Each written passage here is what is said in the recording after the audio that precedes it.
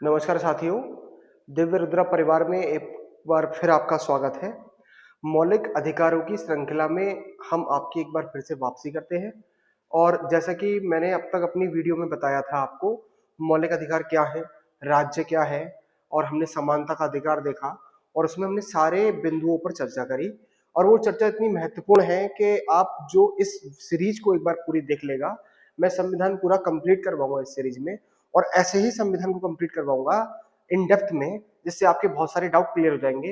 आप अगर मेरी वीडियोस देखोगे, आप अगर प्रॉपर नोट्स बनाते हुए चलोगे, तो आपको हर एक प्रश्न का हल मेरी वीडियो के माध्यम से ही आपको मिल जाएगा।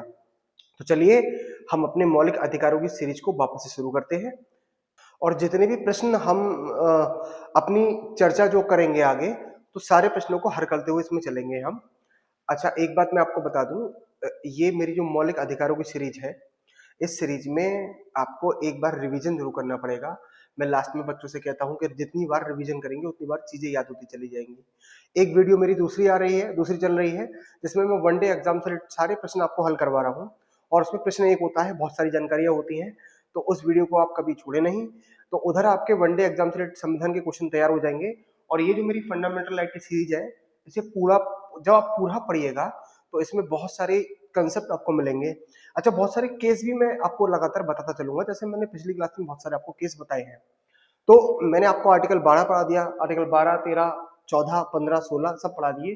तो एक बार क्विक रिवीजन करके आगे बढ़ते हैं। तो देखिए, क्विक रिवीजन में हम सबसे पहले अगर देखें तो मैंने आपको आर्टिकल कौन सा पढ़ाया है, आर्टिकल 12। तो 12 में राज्य की परिभाषा बच्चों मैंने आपको बताई है। आर्टिकल 12 जिसमें राज्य की परिभाषा है, मैं थोड़ा सा रिवाइज करवा दूं पहले पीछे, ठीक है। आर्टिकल 13 जिसमें विधि शब्द की परिभाषा मैंने आपको बताई है, विधि शब्द की परिभाषा मैंने आपको बताई है, ठीक है। और आर्टिकल 14 से लेके 18 तक जो कि समानता के अधिकार है, और समानता को मैंने बहुत बहुआयामी तरीके से व्यक्त किया है। अगर आप समानता को पढ़िएगा तो आप उसमें समझेंगे कि नकारात्मक समानता का प्रभाव क्या है, सकारात्मक समानता का प्रभाव क्या है, आरक्षण क्यों दिया गया है, वो मेरी समानता की वीडियो में आपको मिलेगा। और आज हम जो शुरू करने जा रहे हैं उस अनुच्छेद का नाम है आर्टिकल 19, मतलब स्वतंत्रता। तो आज हम स्वतंत्रता के अधिकार को देखने जा रहे हैं। तो हम अपनी श्रृंखला में देखेंगे स्वतंत्रता का अधिकार। तो देखिए, आर्टिकल 19(1) जैसे मेरे आपको बोर्ड पे दिखाई दे रहा है 19(1), इसका मतलब है स्वतंत्रता।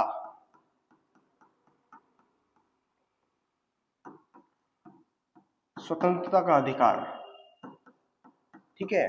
तो क्या है स्वतंत्रता और क्या है इसके बहुत सारे हम उन पे हम चर्चा करेंगे। देखिए, मैंने आपको पिछली वीडियो में बताया था कि अगर मैं दो शब्दों पे, अगर पॉलिटिकल साइंस के दो शब्दों पे ध्यान दिया जाए, स्वतंत्रता और समानता, तो ज्यादा जरूरी क्या है। तो मैंने आपको बताया था बेटा, स्वतंत्रता ज्यादा जरूरी है ना। तो स्वतंत्रता ज्यादा जरूरी है, जब स्वतंत्रता का प्रभाव होता है उसके बाद में समानता आती है। तो लेकिन संविधान में हमारे समानता पहले लिखा हुआ है, जिसका आंसर भी मैंने आपको दिया है। आप कई बार प्रश्न बड़े उलझ जाते हैं और कई प्रतियोगिताओं में, क्या कई सारे इंटरव्यू में क्वेश्चन पूछा जाता है कि क्यों समानता पहले है संविधान में और क्यों स्वतंत्रता बाद में है। तो मैंने इसका आंसर अपनी पिछली वाली वीडियो में दिया है। लेकिन अब आज हम चर्चा करेंगे आर्टिकल 19 पर। अब देखिए, 19 जो है स्वतंत्रता का अधिकार है, तो 19 के बहुत सारे डायमेंशन है। तो आर्टिकल 19(1) की अगर बात करें तो बेटा लगा हुआ है भाषण और अभिव्यक्ति की स्वतंत्रता। बड़ा इंपॉर्टेंट लाइन है। अगर आप इस चीज को केवल एक रटने के माध्यम से पढ़ते हो तो आप ये चीजें सीखोगे कि सिंपल सी बात लिखी है सर, वाक एवं अभिव्यक्ति की स्वतंत्रता मतलब भाषण देने की स्वतंत्रता। अच्छा, भाषण के संग में लिखा हुआ अभिव्यक्ति, क्या है अभिव्यक्ति। तो अभिव्यक्ति के अंदर आता है व्यक्ति अपने आप को एक्सप्रेस कर सकता है, बहुत सारे माध्यमों से कर सकता है एक्सप्रेस। चाहे वो सिंगिंग करके कर सकता है अपने आप को एक्सप्रेस, है ना। चाहे वो फिल्म, अच्छा फिल्म बनाना, कभी कभी एग्जाम में क्वेश्चन पूछा जाता है, कोई फिल्म निर्माता होता है, मैं इस पे बात करूं, या फिर कोई किताब लिखना, अगर कोई किताब लिखी जा रही है, कोई बुक राइटर है, कोई मूवी राइटर है, डायरेक्टर है, तो वो अपनी फीलिंग को ही तो अपनी एक्सप्रेशन कर रहा है। वो तो अपने आप के बारे में एक्सप्रेस करना, अपने आप को बताना। तो भारत का संविधान सभी लोगों को अभिव्यक्त करने की आजादी देता है, चाहे वो अभिव्यक्ति फिल्म के माध्यम से हो, चाहे वो अभिव्यक्ति किताब के माध्यम से हो, चाहे वो व्यक्ति ट्विटर पे आप मैसेज लिखते हैं तो ट्विटर ट्वीट करने के माध्यम से हो, है ना, चाहे व्हाट्सएप पे किसी को संदेश देने के माध्यम से हो, तो ये सारी अभिव्यक्ति के अंतर्गत स्वतंत्रताएं आती हैं। अब आप बोलोगे सर इसमें तो कुछ नया नहीं है, कई सारे एग्जामों में केवल यही पूछा जाता है कि अभिव्यक्ति की स्वतंत्रता कहाँ है, आर्टिकल 19(1) में है। तो पहली बात पूरा याद रखना है, आर्टिकल 19(1) क्लॉज ए, तो आर्टिकल 19(1) सब क्लॉज ए है उसकी। तो बेटा अब मैं आपको बात कहूं, कई बार बातें उठती हैं कि सर अभिव्यक्ति की स्वतंत्रता का मतलब क्या केवल ये फिल्म बना देना, किताब लिख देना ही है? तो क्या इस पर कोई विवाद नहीं होता? क्या इस पर कोई प्रतिबंध है या नहीं है? तो ये अपने आप में बहुत बड़ा क्वेश्चन है। प्रतिबंध की अगर बात करी जाए तो आपने अभी समझा कि भाषण देना, बोलना, विचार रखना, अपने आप को अभिव्यक्त करना, अभिव्यक्त कैसे करना? किसी सॉन्ग के माध्यम से, फिल्म के माध्यम से, किताब के माध्यम से, गाकर, पढ़कर, ये सारी चीजें। अच्छा, इसमें चुप रहना भी अभिव्यक्त करने के अंतर्गत ही आता है।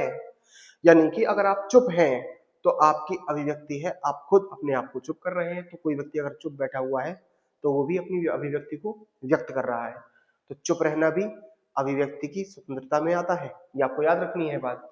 अच्छा, कभी कभी विवाद उठता है बच्चों कि मान लीजिए कोई फिल्म बनती है, अब फिल्म का विरोध होना स्टार्ट हो जाता है। कोई फिल्म बनी, उसका विरोध होना स्टार्ट हो गया। क्या विरोध हुआ भाई? कोई व्यक्ति, कुछ व्यक्ति या कुछ समाज या कुछ समूह ये कह रहा है कि इस फिल्म को बंद कर दो। बंद कर दो मतलब इसे बैन कर दो, ये अच्छी नहीं है। तो बेटा फिल्म व्यक्ति ने बनाई है, क्यों बनाई है? उसके पास आर्टिकल 19(1) है, वो अपने आप को व्यक्त करना चाह रहा है, डायरेक्टर, उसकी अभिव्यक्ति है फिल्म बनाना। अब किसी व्यक्ति के कहने पर सामने वाली अभिव्यक्ति को रोका जाए या नहीं, सवाल खड़ा हो जाता है। मतलब आप, कोई फिल्म है तो आप देख रहे हैं उस फिल्म को, और समाज ने फिल्म देखी, समाज ने उसका बहिष्कार कर दिया। क्या होगा ऐसे माध्यम से? आप एक तरफ कहोगे सर समाज बहिष्कार कर रहा है तो क्या करा जाना चाहिए? बेटा संविधान के तौर पे जिसने फिल्म बनाई है उसे अभिव्यक्त करने का अधिकार है। तो जब किसी डायरेक्टर को फिल्म को अभिव्यक्त करने का अधिकार है तो किसी व्यक्ति या समाज के कहने पर उसकी अभिव्यक्ति छिन नहीं सकती, नहीं छिन सकती, क्योंकि उसने तो फिल्म बना दी। तो आप बोलोगे सर अब क्या होगा? सर मान लीजिए फिल्म में कुछ आपत्तिजनक चित्र है या फिर किसी समाज को लेके कुछ कहा गया है, तो क्या करें सर? हाँ, तो उसके लिए बेटा सेंसर बोर्ड बना हुआ है, सेंसर बोर्ड। तो सेंसर बोर्ड का काम क्या होता है? फिल्म को पहले देखना, रिलीज होने से पहले देखी जाती है, उसमें जो भी ऐसे चित्र होते हैं या फिर कुछ टिप्पणी होती हैं जो किसी समाज के लिए, किसी व्यक्ति के लिए कही गई होती हैं, उन टिप्पणियों को समाज, जो सेंसर बोर्ड होता है, उसे कटवा देता है। अब एक फिल्म जो कि सेंसर बोर्ड ने सर्टिफाई करके लॉन्च करने के लिए कह दिया, इसका मतलब डायरेक्टर की अभिव्यक्ति ठीक है, वो उसे अभिव्यक्ति के आधार पर क्या कर सकता है? लागू करवा सकता है फिल्म को। लेकिन फिर बहुत सारे व्यक्ति आके विरोध करते हैं, तो बेटा वो विरोध ठीक नहीं होता। लेकिन फिर भी सेंसर बोर्ड है तो सेंसर बोर्ड उस चीजों को देखता है। अब सेंसर बोर्ड क्या करता है? आपने देखा होगा, सेंसर बोर्ड निर्णय देता है तो सेंसर बोर्ड के निर्णय को न्यायपालिका में चैलेंज किया जाता है। बेटा न्यायपालिका में इसका जो निर्णय होता है उसे हम सुप्रीम कोर्ट में चैलेंज कर देते हैं। तब सुप्रीम कोर्ट इस चीज को लेकर संज्ञान में लेता है कि भाई जो आपने अभिव्यक्त किया है, क्या कुछ भी कर देना अभिव्यक्ति है? सवाल ये आता है। मतलब कुछ भी फिल्म बना देना, कुछ भी किताब छाप देना, किसी के बारे में कुछ भी कह देना? जी नहीं। अब यहीं से टॉपिक चेंज हो जाता है हमारा, प्रतिबंध की बात आ जाती है। क्या बात आ जाती है? प्रतिबंध। तो वैसे तो कोई अगर फिल्म निर्माता है या किताब लिखने वाला व्यक्ति है, वो अपनी व्यक्तिगत स्वतंत्रता यानी कि अभिव्यक्ति की स्वतंत्रता को व्यक्त कर रहा है, और उसने व्यक्त करते समय अपनी किसी फिल्म को बना दिया, सेंसर बोर्ड ने पास कर दिया, तो बेटा वहां वो चीज गलत हो जाएगी। कोई व्यक्ति उस आधार पर कहे कि इसकी अभिव्यक्ति गलत है, क्योंकि इस डायरेक्टर को भी अभिव्यक्त करने का अधिकार है पूरा पूरा, तो इसलिए वो व्यक्त कर रहा है हर एक चीज को। अब अगर इसमें हम देखें क्या प्रतिबंध है, प्रतिबंध है, क्या प्रतिबंध है? अभी मैंने आपको सुप्रीम कोर्ट का जिक्र, तो सुप्रीम कोर्ट का अगर मैं बात कर रहा हूं तो बेटा किसी भी फिल्म को इस आधार पर प्रतिबंधित नहीं किया जा सकता कि वो किसी एक व्यक्ति को या किसी एक समाज को पसंद नहीं है। वरना क्या होगा, लगातार मूवी आती रहेंगी, वो बैन होती रहेंगी, क्योंकि हर एक व्यक्ति की पसंद नापसंद मैटर करती है। तो अभिव्यक्ति की स्वतंत्रता का मतलब है कि जो सामने वाला व्यक्ति है अपने आप को अभिव्यक्त कर पा रहा है, और अगर कोई फिल्म में दिक्कत है तो सेंसर बोर्ड है उसके लिए। हाँ, सेंसर बोर्ड के निर्णय को आप न्यायालय में चुनौती दे सकते हैं, कोई दिक्कत नहीं है, उसे न्यायालय देख लेगा। अब अगर अभिव्यक्ति की बात हो रही है तो बेटा असहमति भी आती है इसमें। अगर मैं बात करूं असहमति, असहमति असहमति भी इसके अंदर, कोई आपकी बात मानने को तैयार नहीं है तो असहमति भी व्यक्त कर सकता है। असहमति व्यक्त करने का अधिकार भी है उसे, आपसे सहमत नहीं होगा, है ना। तो एक प्रसिद्ध पॉलिटिकल साइंटिस्ट है वोल्टेयर, तो वोल्टेयर कहता है कि मैं आपकी बात से आजीवन असहमत रहूंगा, लेकिन मैं आपके बोलने को कुछ नहीं कहूंगा, यानी कि मैं आपको रोकूंगा नहीं, लेकिन हाँ, आप जो मुझसे बात कर रहे हैं मैं उससे लगातार असहमत रह सकूंगा। तो बेटा असहमति, विरोधाभास, असहमतियां, विरोधाभास, इसके अंदर असहमति भी आएगी और विरोधाभास भी इसके अंदर आएंगे। तो भाई कोई किसी की बात नहीं समझ रहा है, नहीं मानने को तैयार है, तो विरोध है। मतभेद, बिल्कुल हाँ, मतभेद भी आएंगे इसके अंदर, मतभेद। तो ये सब अभिव्यक्ति में आता है। आप संसद में देखते हो एक तरफ पक्ष बैठा हुआ है, एक तरफ विपक्ष बैठा हुआ है, तो पक्ष जो है विपक्ष जो है वो पक्ष से क्या रखता है, विरोधाभास रखता है, नहीं मतभेद रखता है, दोनों के भेदों में अंतर होते हैं, असहमतियां रखता है, लेकिन पक्ष उसे बैठ के सुनता है। क्यों सुनता है? क्योंकि असहमति व्यक्त करना, विरोधाभास व्यक्त करना, मतभेद व्यक्त करना, किसी की बात को ना मानना या ना सुनना भी किसमें आता है, अभिव्यक्ति की स्वतंत्रता के अंदर आता है।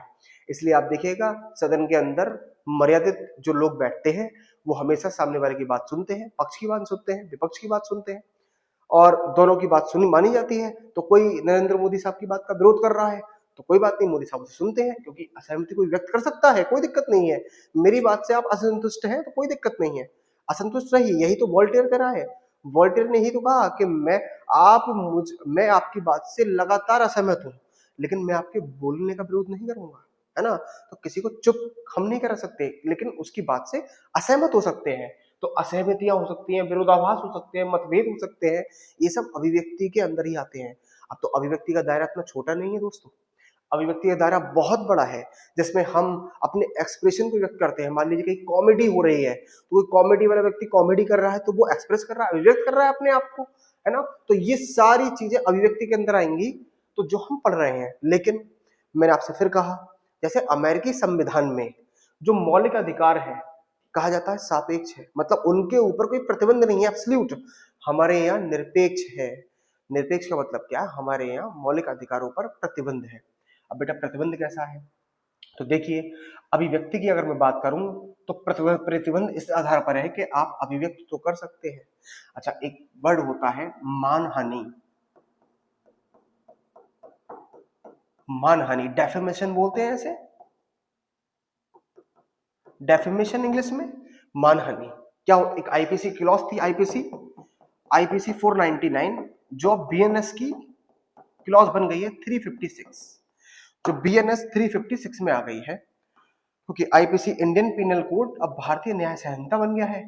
तो आईपीसी 499 थी जो अब शिफ्ट हो गई है बीएनएस 356 में। क्या लिखा हुआ है डेफेमेशन में? मानहानि का मतलब क्या है? मानहानि का मतलब है, जैसे मान लीजिए आप किसी में असहमति व्यक्त कर रहे हैं, आप किसी से मतभेद व्यक्त कर रहे हैं, लेकिन उसके सम्मान को, उसकी गरिमा को, उसकी प्रतिष्ठा को ठेस ना पहुंचे। आप किसी व्यक्ति के बारे में असहमति व्यक्त कीजिए, विरोधाभास व्यक्त कीजिए, आप मतभेद व्यक्त कीजिए, लेकिन आपको मर्यादित रहना है, आपको उसकी प्रतिष्ठा का सम्मान करना है। तो अगर आप गौर से देखो तो दो बातें निकल के आएंगी कि सर आप एक बात कर रहे हो प्रतिष्ठा की, प्रतिष्ठा, और एक तरफ बात कर रहे हो आप अभिव्यक्ति की। तो एक बात मैं कर रहा हूं प्रतिष्ठा की, एक कर रहा हूं अभिव्यक्ति की। तो आप कह रहे हो सर एक तरफ आप किसी अभिव्यक्त करने को कह रहे हो, दूसरी तरफ प्रतिष्ठा। जी हाँ, यही तो बैलेंस है, यही तो समझना है हमें। आपको अभिव्यक्ति दे रखी है संविधान ने के 19(1)(a) से आप अपने विचारों को अभिव्यक्त करिए, किसी से असहमति व्यक्त कराइए, लेकिन उसकी प्रतिष्ठा और उसका सम्मान की आपको गरिमा बनाए रखनी है। यदि आप सामने वाले की प्रतिष्ठा और सम्मान को गरिमा बनाए नहीं रखते हैं तो मान हानि का केस आप पे लग सकता है ना, प्रतिबंध में आता है ये।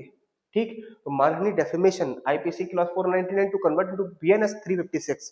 अब प्रतिष्ठा सम्मान तो बड़ा बैलेंस देखिए। अब मैं आपको एक पेज बताऊं इसमें, अभी अगर मैं इसे थोड़ी देर रेस कर देता हूं तो बेटा असहमति व्यक्त कर रहे हैं।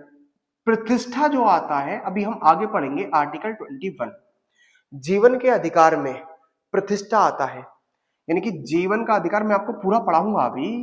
तो जीवन के अधिकार के अंतर्गत आती है प्रतिष्ठा, और आप जो पढ़ रहे हैं वो पढ़ रहे हैं अभिव्यक्ति जो आती है 19(1)(a) में। तो सवाल ये है सर, किसी ने अभिव्यक्ति जाहिर की और उसकी प्रतिष्ठा का सम्मान रखना है, तो जो कॉन्फ्लिक्ट है वो आर्टिकल 19(1)(a) वर्सेस 21 का है। तो क्या हुआ, फिर क्या करा जाए सर ऐसे? तो हाँ, सर्वोच्चतम न्यायालय ने कहा है इस पर। सर्वोच्चतम न्यायालय ने कहा है कि अभिव्यक्ति की आजादी में व्यक्ति को यह ध्यान रखना है कि उसकी प्रतिष्ठा और सम्मान गरिमापूर्ण बना रहे। यानी कि अगर मैं बात करूं आर्टिकल 19(1)(a) और 21 की, तो 21 को प्रायोरिटी दी गई है, यानी कि अभिव्यक्त करने के चक्कर में आप किसी के जीवन का अधिकार यानी कि गरिमा या सम्मान का उल्लंघन नहीं कर सकते। तो 21 बड़ा है या 19(1) है, तो कंपैरिजन करें तो 21 की यहाँ पर प्रेफरेंस दी गई है। ठीक है, आपको बात समझ में आई या नहीं आई? चलिए आगे बढ़ते हैं। तो मैंने आपको इस प्रतिबंध मानहानि बता दिया। दूसरा मेरी स्लाइड पर लिखा हुआ है भारत की संप्रभुता और क्षेत्रीय अखंडता। तो देखिए, आप अभिव्यक्ति में कुछ भी करें, जो आपका मन कहे वो करें, लेकिन आपको ये ध्यान रखना है कि भारत की, हमारे प्यारे से भारत की संप्रभुता, क्षेत्रीय अखंडता को किसी भी प्रकार की हानि ना पहुंचे। यदि आप ऐसा करते हैं तो आपके ऊपर क्या होगा?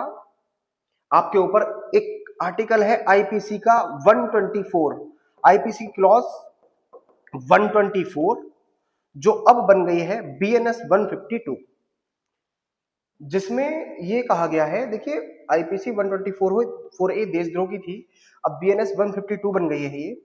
तो बेटा इसमें कहा गया है कि भारत की संप्रभुता और क्षेत्रीय अखंडता से कोई भी किसी प्रकार का कोई भी मतलब, हम यहाँ पर आपको अभिव्यक्ति इतनी भी नहीं देंगे कि आप क्या करो, आप भारत के बारे में ही कुछ अखंडता के बारे में बोल दो या फिर संप्रभुता को आप असुरक्षा पहुंचा दो। तो इसलिए भारत की संप्रभुता और क्षेत्रीय अखंडता के बारे में आप कुछ नेगेटिव तत्व नहीं बोल सकते। इसलिए भारत की संप्रभुता और अभी मैंने आपको बताया मानहानि, ये दो रीजन मैंने आपको बताए जिसके बिहाफ पे क्या है, प्रतिबंध है। यानी कि वाक एवं अभिव्यक्ति की स्वतंत्रता क्या है, ये निरपेक्ष है। कैसे है? निरपेक्ष है, यानी कि प्रतिबंध है। अब मैं आपको बताऊं, यहां पर एक पॉइंट समझिए, अभिव्यक्ति यानी कि अभिव्यक्ति का मतलब क्या? व्यक्ति के अधिकार। अभिव्यक्ति मतलब व्यक्ति के अधिकार,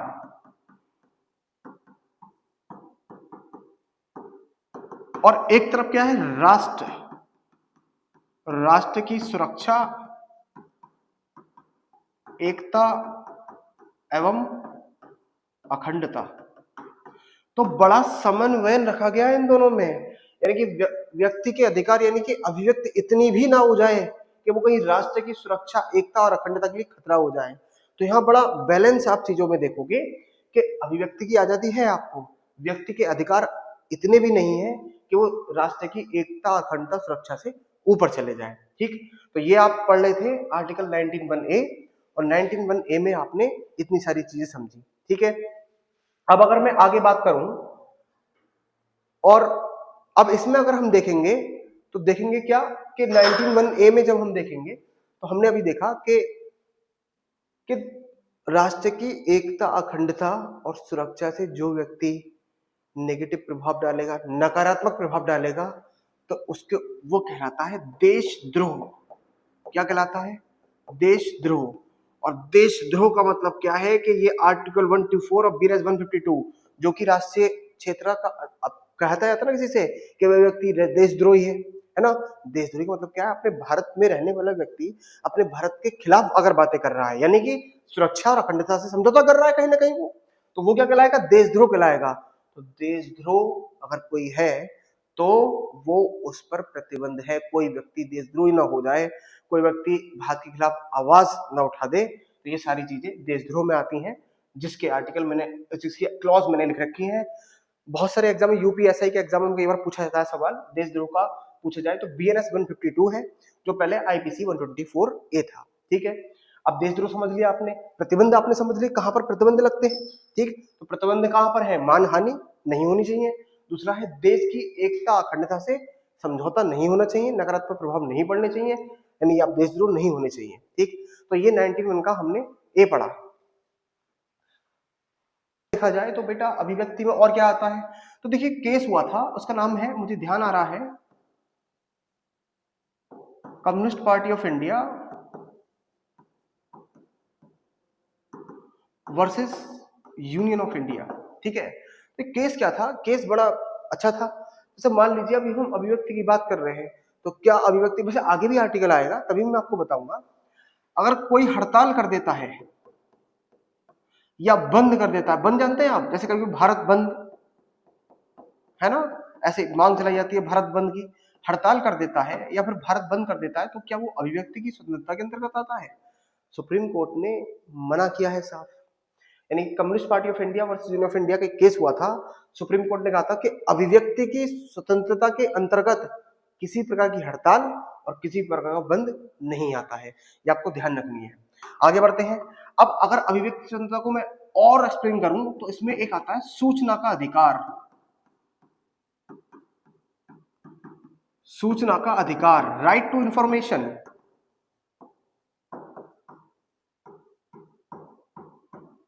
राइट टू इंफॉर्मेशन, अच्छा आप अगर इंफॉर्मेशन के बारे में क्या है राइट टू इंफॉर्मेशन पहले समझेंगे, क्योंकि राइट टू इंफॉर्मेशन में क्या है, एक केस था Indian express way, Indian express वाद बोलते हैं इसे, इंडियन एक्सप्रेस वाद। ठीक, अब इंडियन एक्सप्रेस वाद में क्या हुआ था, सबसे पहले इन लोगों ने सूचना के अधिकार की मांग उठाई थी। देखिए बहुत अच्छा है सूचना का अधिकार, जो कि आता है आर्टिकल 19(1)A में, अभिव्यक्ति की स्वतंत्रता में। इसका मतलब क्या है, यानी कि सरकारी, कोई व्यक्ति सरकारी दफ्तर में काम कर रहा है या फिर सरकार है, सरकार से संबंधित कोई व्यक्ति है, तो उसके आप उसके जो सरकारी कार्यकाज है, कामकाज है, उनके बारे में आप जानकारी ले सकते हैं। देखिए बहुत सारे लोग सरकार से जुड़े हुए होते हैं और सरकार में काम करते, तो सरकार एवं सरकारी कर्मचारी, सरकार एवं सरकारी कर्मचारी से संबंधित कोई भी कार्यवाही की, अगर कोई कार्यवाही करनी है या फिर उनकी कोई जानकारी लेनी है, तो हम सूचना के अधिकार का प्रयोग कर सकते हैं। बेटा सूचना के अधिकार की अगर इंपॉर्टेंस आपको जाननी है, एक तो इंडियन एक्सप्रेस वे आपको याद रखना है, इंडियन एक्सप्रेस वे वाद जो कि सूचना के अधिकार का ओरिजिन पॉइंट है, और दूसरी अगर मैं बात करूं, इसमें यह भी कहा गया था बाद में जब इसे 2005 से राइट टू इंफॉर्मेशन को लाया गया, तो उसमें क्या गया था, जो आपका उम्मीदवार है, यानी कि जिसे आप वोट देने जा रहे हैं, उस उम्मीदवार की संपत्ति कितनी है यह भी आप जान सकते हैं, और उस उम्मीदवार पर कोई मुकदमा या फिर कोई केस चल तो नहीं रहा है, यानी कि उस पर कोई मुकदमा तो दर्ज नहीं है, आप ये भी जान सकते हैं, चाहे वो आपराधिक मुकदमा हो चाहे वो सिविल मुकदमा हो। तो आरटीआई का मतलब राइट टू इंफॉर्मेशन, सरकारी, तो सरकारी तथा सरकार से संबंधित आपको कोई जानकारी या तथ्य लेना है, तो आरटीआई आपके पास सूचना का अधिकार है। बहुत कम लोगों को ये जानकारी होती है कि उनके प्रतिनिधि, जनप्रतिनिधि, काम करने वाले लोग, यानी कि जो भी सरकार का कर्मचारी है, आप उसके खिलाफ कोई भी इंफॉर्मेशन निकाल सकते हैं। आपके यहाँ गांव में, विधानसभा में, लोकसभा में कितना वित्त आया, कितना वित्त खर्च हुआ, ये आप सूचना के अधिकार से जानने का अधिकार है आपको। आप भारत के नागरिक हैं और भारत के नागरिक होने के नाते आपको ये जानने का अधिकार है कि आपका जो प्रतिनिधि है, एक तो उसकी संपत्ति कितनी है ये भी जानने का आपको अधिकार है, दूसरा उस पर कोई मुकदमा तो नहीं चल रहा है ये भी जानने का अधिकार है। बनने के बाद जो वित्त आता है आपके विकास कार्यों के लिए, वो जान सकते हैं आप कितना वित्त आया, कहाँ लगा, किस तरह से वित्त का आवंटन हुआ। तो ये बहुत इंपॉर्टेंट अधिकार है जो 2005 में मिला है आरटीआई। तो सवाल ये है कि कई बार पूछा था सूचना का अधिकार किस अनुच्छेद के अंतर्गत आता है, तो 19 के अंतर्गत आता है बेटा, अनुच्छेद 19। अनुच्छेद 19 में अभी अभिव्यक्ति की आजादी ही, अभिव्यक्ति की स्वतंत्रता ही हम पढ़ रहे हैं, जिसमें हमने पढ़ा सूचना का अधिकार।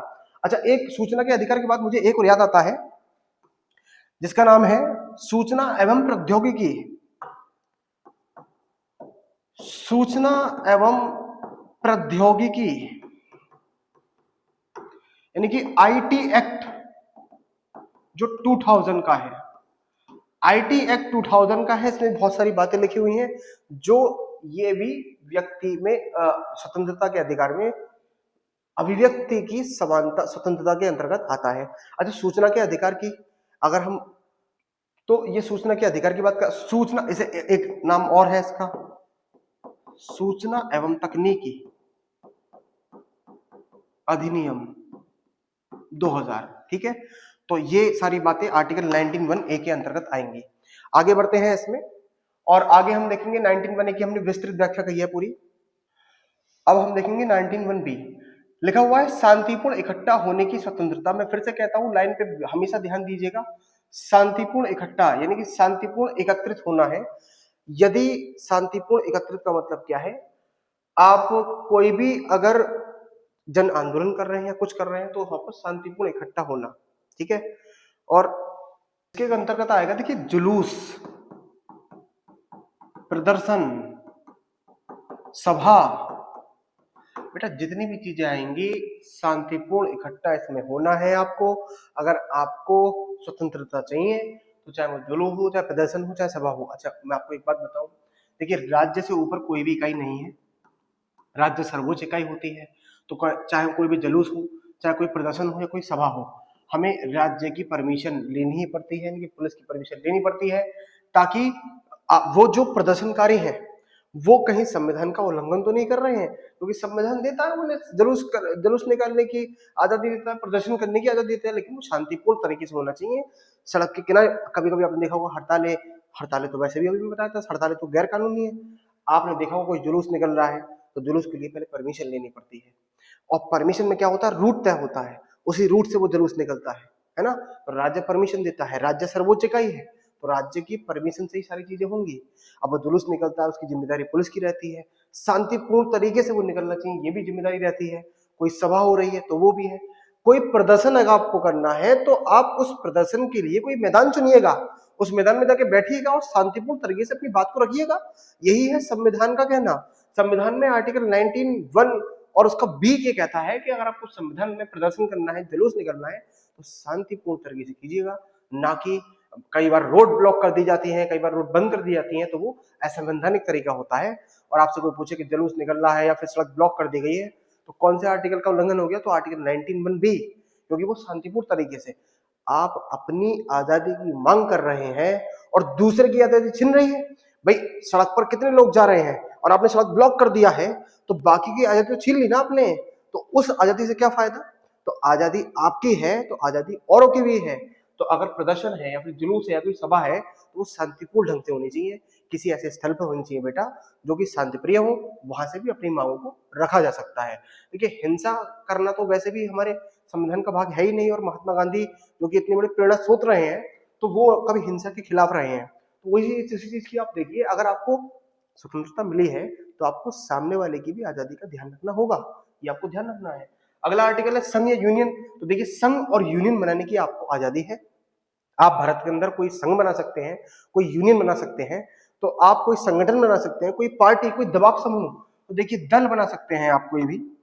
अगर इसकी मैं बात करूं संघ की, तो कोई आप दल बना सकते हैं, कोई पार्टी बना सकते हैं, कोई संगठन बना सकते हैं आप, ठीक है, कोई दबाव समूह बना सकते हैं, प्रेशर ग्रुप, ये सब बनाने की आपको आजादी है भारत के अंदर, ठीक। इन सब की भारत में आजादी दी गई है। अगला क्या है, भारत के पूरे क्षेत्र में स्वतंत्र। अब मैं आपको इसके बारे में बताता हूं, बहुत इंपॉर्टेंट लाइन है, भारत के पूरे क्षेत्र में स्वतंत्र रूप से घूमने की स्वतंत्रता। तो देखिए है कि भारत के क्षेत्र में, पहली बात लाइन आपको समझनी है, भारत के पूरे क्षेत्र में, है ना। तो भारत के क्षेत्र में आपको किस चीज की स्वतंत्रता मिल रही है, घूमने की स्वतंत्रता मिल रही है ना। घूमने का मतलब क्या है, संचरण, घूमने की स्वतंत्रता है भारत के क्षेत्र में। मतलब अब दो पार्ट हैं इसके। अब मैं अगर कहूं आंतरिक, एक होता है भारत का आंतरिक क्षेत्र और एक भारत का बाहर का क्षेत्र। तो भारत से बाहर, तो आप मुझे बताइए, तो मैं आपसे कहूं भारत के क्षेत्र के अंदर घूमने की स्वतंत्रता और भारत के बाहर जाने की स्वतंत्रता, क्या दोनों एक ही है। तो ये दोनों एक नहीं है, ये दोनों अलग अलग हैं।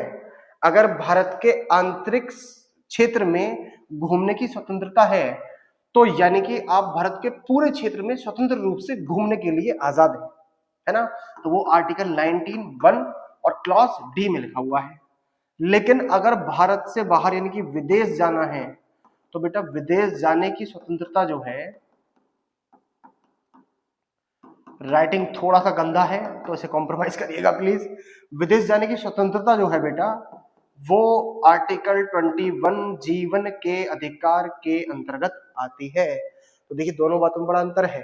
भारत के भीतर आपको संचरण करना है या फिर भारत के बाहर संचरण करना है, तो देखिए शब्दों के हेरफेर से कैसे आर्टिकल बदल जाते हैं, है ना। और कभी कभी हम प्रश्न को आते हुए भी गलत कराते हैं, तो वो ध्यान की बात आपको रखनी है।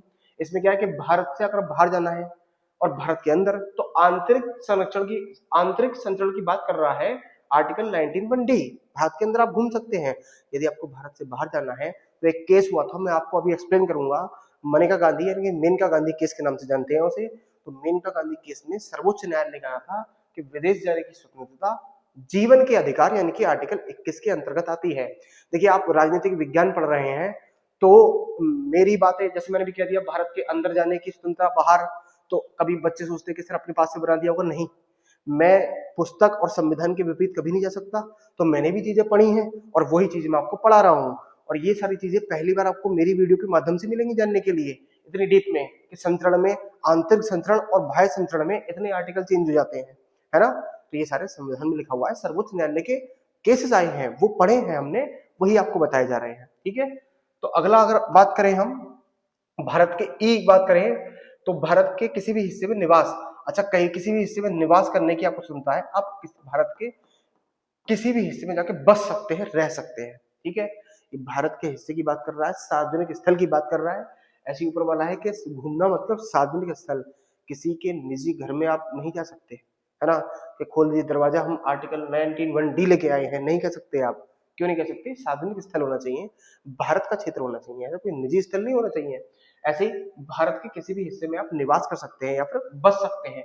अगला क्या है, जी क्या है, किसी भी पेशे व्यवसाय, देखिए कोई भी पेशा, प्रोफेशन हो आपका, व्यवसाय बिजनेस हो, व्यापार हो, या फिर कोई भी आप अपना सकते हैं, आप कोई भी प्रोफेशन। अच्छा एक बात याद रखना है, देखिए ट्रेड आप कोई भी कर रहे हैं, फिर बिजनेस आप कोई भी कर रहे हैं, कोई दिक्कत नहीं, व्यापार कोई भी कीजिए, लेकिन प्रोफेशन की अगर बात करी जाए तो इसमें एक बात लिखी हुई है, प्रोफेशन आप वही करेंगे जिसमें आपको काबिलियत होगी, जिसमें आपको डिग्री होगी, जिसमें आपकी दक्षता होगी। यानी कि कोई अगर डॉक्टर की डिग्री लिए हुआ है तो वो अपना व्यवसाय डॉक्टरिंग करेगा, है ना, डॉक्टरी करेगा। कोई इंजीनियर की डिग्री लिए हुआ है तो वो अपना व्यवसाय इंजीनियर के रूप में करेगा। ऐसा नहीं है कि व्यवसाय आपके पास करना है डॉक्टरी का और आपके पास कॉमर्स की अगर डिग्री है तो वो व्यवसाय नहीं चलेगा। प्रोफेशन में आपका दक्ष होना चाहिए, कुशलता होनी चाहिए, ये आपकी ध्यान रखने वाली बात है, ठीक है। और 19(2) में आपको मैंने बहुत सारी चीजें प्रतिबंध इसके ऊपर बता दी है। तो 19 से जब भी कोई आपके एग्जाम में आए तो आप उसे जरूर अच्छे से करके आइएगा। इस संबंध में और भी कोई डेप्थ में जानकारी लेनी है आप मुझे कमेंट में लिखिएगा, मैं आपके प्रश्न का उत्तर दूंगा, ठीक है। चलिए आगे बढ़ते हैं।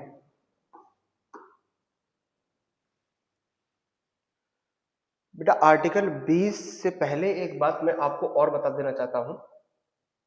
देखिए इसमें जो हम पढ़ रहे हैं अभी, तो इसमें हमने जो राइट्स पढ़े हैं,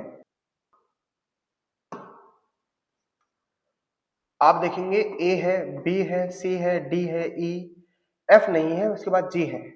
तो बेटा जो आर्टिकल 19(1)F था और एक आर्टिकल आगे भी आएगा आर्टिकल 31, ये संपत्ति से संबंधित था, जो कि संपत्ति का अधिकार जिसे कहते थे, राइट टू प्रॉपर्टी। अब ये नहीं है, ऐसे 44वें संविधान संशोधन से, 44वें संविधान संशोधन से कई बार एग्जाम में पूछा जाता है, तो आप लिखिएगा 1978 में इसे हटा दिया गया। और मैं कई बार बता चुका हूं, अब ये आर्टिकल विधिक रूप से लागू है, यानी कि मौलिक अधिकार तो नहीं है लेकिन विधिक अधिकार है, जिसे अब हम जानते हैं आर्टिकल 300A के नाम से, ठीक है। ये आपको छोटी सी इंफॉर्मेशन याद रखनी है, ठीक है। तो विधिक अधिकार के रूप में से जाना जाता है। चलिए आगे बढ़ते हैं। अब अगर हम बात करें आर्टिकल 20 की, तो अपराधों के लिए दोष सिद्धि। कई बार बच्चे मुझसे कहते हैं सर ये पता नहीं कौन सा आर्टिकल, हमें समझ में नहीं आता। कई बार हम 20 और 22 में कंफ्यूज हो जाते हैं। तो बेटा ये अपराधियों के लिए दोष सिद्धि का अधिकार है। किसी व्यक्ति को अगर अपराधी, अच्छा अपराधी माना गया है नहीं माना गया ये कोर्ट तय करती है ना। तो किसी व्यक्ति को अपराधी मान लिया गया है तो उसे क्या क्या राइट्स मिलते हैं। तो अपराधों के लिए दोष सिद्धि के अधिकार हम पढ़ते हैं, क्या है इसमें। तो पहला देखिए 20 का आर्टिकल 1 कहता है कि व्यक्ति को किसी अपराध के लिए दोषी नहीं ठहराया जा सकता जो उस समय लागू नहीं थे। ये कानूनी भाषा है, लिखा हुआ है रेट्रोएक्टिव लॉ। अच्छा एक वर्ड होता है एक्स, देखिए मैं पहले रेट्रोएक्टिव लॉ और दोनों में अंतर समझिए। देखिए सुनिए, एक वर्ड में लिखता हूं एक्स पोस्ट फैक्टो, और एक वर्ड क्या लिखा हुआ है रेट्रोएक्टिव लॉ। दोनों में अंतर क्या है और इस सेंटेंस का मतलब क्या है, तो इसे समझिएगा।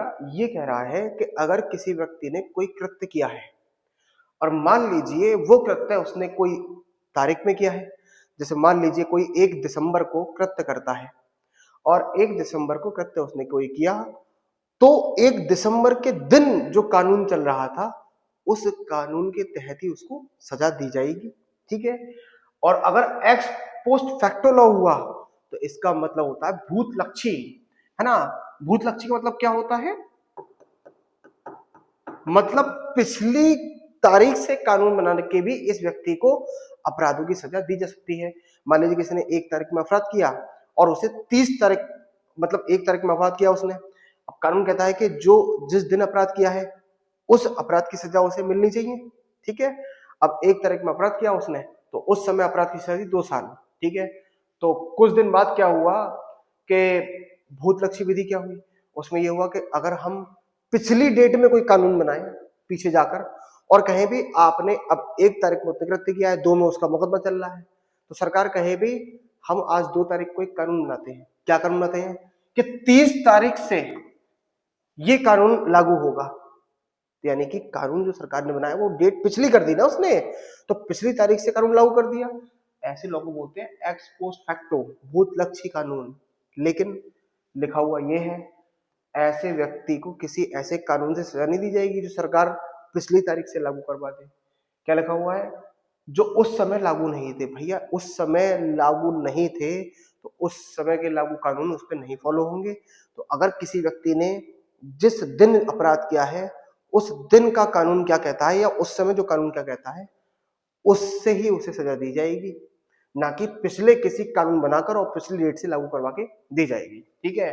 तो रेट्रोएक्टिव का मतलब क्या है कि आप कानून बनाएं तो उस दिन के अकॉर्डिंग, मतलब जो उस दिन में समय चल रहा होगा उस दिन के अनुसार सजा दी जाएगी। अच्छा एक बात और है इसमें 20(1) में अपराधों के लिए दोष सिद्धि के संरक्षण में, अभी आपने बात समझी कि अगर कोई व्यक्ति है, सर मान लो ए नाम का कोई व्यक्ति है, अब ए नाम के व्यक्ति कोई कृत्य करता है बैंक में लूटने। अब 2 दोस्त हैं, 2 दोस्त बनाते हैं कि बैंक में चलो डाका डालते हैं, बैंक में डाका डालने की प्लानिंग बनाते हैं करोड़ों रुपए लूटने की।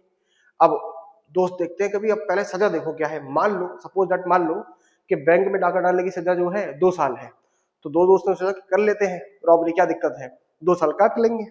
अब वो इस पर्पस से चले जाते हैं कि सजा 2 साल की है तो बैंक में रॉबरी कर लेते हैं। लेकिन जब वो रॉबरी करते हैं और पकड़े जाते हैं, अब पकड़ने पे उन्हें कंफर्म पता है, उन्होंने पढ़ रखा है आर्टिकल 21 पढ़ रखा है कि जिस समय हमने कृत्य किया है उस समय की सजा क्या है 2 साल है, तो 2 साल काटनी है। लेकिन सरकार नियम ले आती है, सरकार कहती है कि भाई अब जो है वो 2 साल सजा नहीं है, फांसी की सजा है वो। मतलब सरकार ने नियम चेंज कर दिया और सरकार ने कह दिया ये जो तिथि है इससे पहले से लागू होगा ये। अब बताइए वो दोस्तों की मासूमियत क्या होगी जिस ताकत से वो गए थे कि अब हम क्या करते हैं 2 साल की सजा काट कह देंगे और पैसों का मजा ले लेंगे। लेकिन सरकार ने पिछले कानून की सजा चेंज कर दी।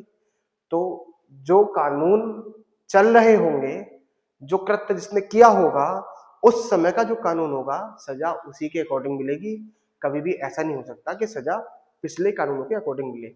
अच्छा भूतलक्षी लॉ है, भूतलक्षी लॉ यानी कि एक्स पोस्ट फैक्टो लॉ क्या होते हैं और रेट्रोएक्टिव लॉ क्या होते हैं, दोनों में अगर डिफरेंस है तो थोड़ा लॉ का टॉपिक चला जाता है वो, तो लॉ की सीरीज में चला जाएगा। लेकिन हमें केवल यही समझना है कि जिस व्यक्ति ने जिस समय कृत्य किया है उस समय कोई कानून चल रहा है तो उस कानून के अनुसार सजा दी जाएगी, ना कि कोई पिछली डेट के कानून के अनुसार से सजा दी जाएगी, ठीक है।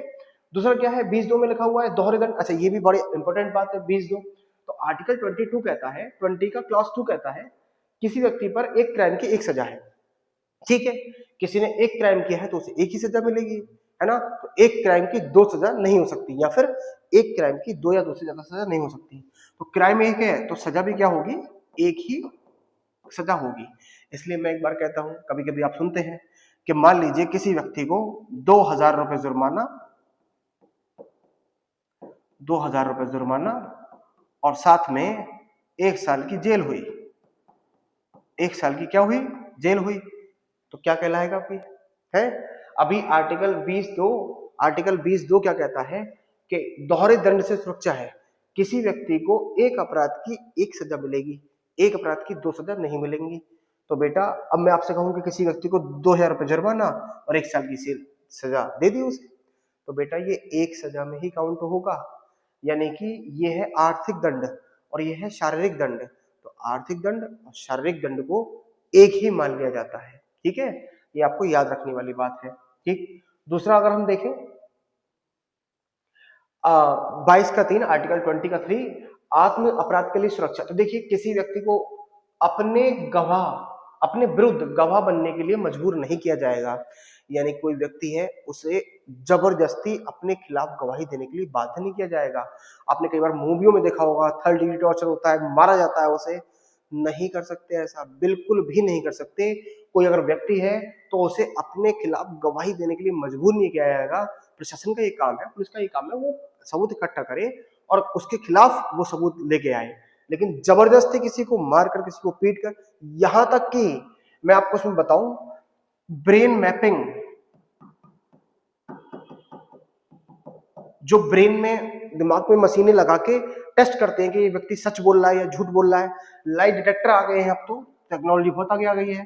तो लाई डिटेक्टर, बेटा लाई डिटेक्टर हो, ब्रेन मैपिंग हो, या फिर फिंगरप्रिंट हो, है ना। तो ब्रेन मैपिंग हो गया, लाई डिटेक्टर हो गया, जिससे किसी व्यक्ति को बिठाल के मंजूर किया जा सकता है कि उसने जुर्म किया है। वो भी आर्टिकल 20 की क्लॉज 3 के अकॉर्डिंग अवैध है, अमान्य है। क्योंकि सुप्रीम कोर्ट ने कहा है चाहे वो ब्रेन मैपिंग हो, चाहे वो लाई डिटेक्टर हो, चाहे वो फिंगरप्रिंट हो, है ना, ये सब किसके अंतर्गत आते हैं, ये सब अपने व्यक्ति के विरुद्ध गवाही के लिए मजबूर करने के लिए आते हैं। इसलिए ये बैन है ना, ये भारत में नहीं है आर्टिकल 23 के तहत। ठीक है, अब 20 में अगर देखें तो 20 का एक शॉर्ट में अगर देखें तो जिस व्यक्ति ने जिस दिन अपराध किया है उस समय का कानून के तहत उसे सजा दी जाएगी। ठीक है, दूसरा क्या है 20 का 2, यानी कि एक व्यक्ति को एक क्राइम के लिए एक ही सजा दी जाएगी, एक क्राइम के लिए दो सजा नहीं दी जाएंगी। परंतु आर्थिक दंड और शारीरिक दंड जो है वो अलग अलग नहीं माना जाता, एक ही माना जाता है।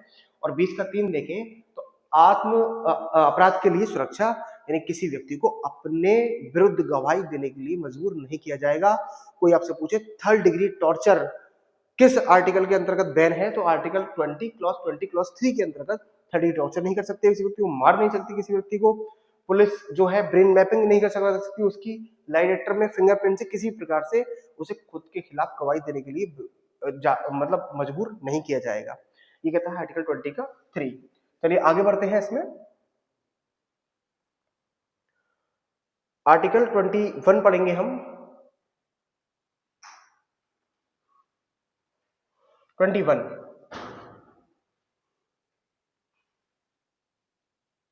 तो अब अगर हम समझे 21, देखिए 21 का मतलब जीवन का अधिकार, और जीवन के अधिकार में आपके सामने क्या लिखा हुआ है, प्राण एवं दैहिक स्वतंत्रता। देखिए प्राण एवं दैहिक स्वतंत्रता की अगर मैं बात करूं तो इसमें लिखता हूं जीवन का अधिकार।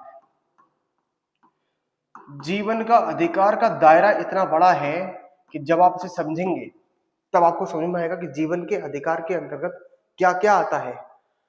आपका अपना जीवन है और आप अपने जीवन के मालिक हैं, यानी कि आप संप्रभु हैं। यानी कि व्यक्ति, जैसे देश होता है ना संप्रभु, संप्रभु का मतलब होता है सॉवरेन।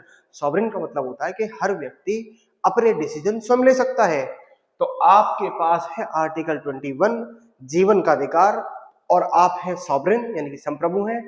तो आप अपने जीवन के अधिकार के अंतर्गत आप अपनी जिंदगी के डिसीजन आप स्वयं ले सकते हैं। आपको कौन सा कपड़ा पहनना है ये आप स्वयं डिसाइड कर सकते हैं। आपको अपना हेयर स्टाइल कैसे रखना है आप ये स्वयं डिसाइड कर सकते हैं। आपको खाने में क्या पसंद है क्या नहीं पसंद है सब कुछ जीवन के अधिकार के अंतर्गत आता है, क्योंकि एक वर्ड लिखा हुआ है पर्सनल लिबर्टी।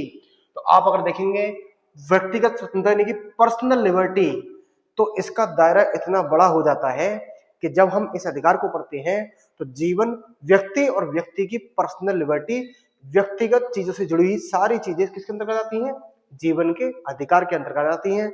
चाहे उसका वो पहनना हो, चाहे वो ओढ़ना हो, चाहे वो कोई से कपड़े पहने। कुछ लोग दिन के अकॉर्डिंग कपड़े पहनते हैं, कुछ लोग फैशन के अकॉर्डिंग कपड़े पहनते हैं। तो बहुत सारी चीजें आती हैं जो आपके व्यक्तिगत जीवन से जुड़ी हुई हैं, वो सारी की सारी चीजें आती हैं जीवन के अधिकार के अंतर्गत। आइए समझते हैं जीवन का अधिकार। तो अगर जीवन के अधिकार में हम अगर देखें, नींद का अधिकार, जी हाँ, नींद का अधिकार भी जीवन के अधिकार का भाग है।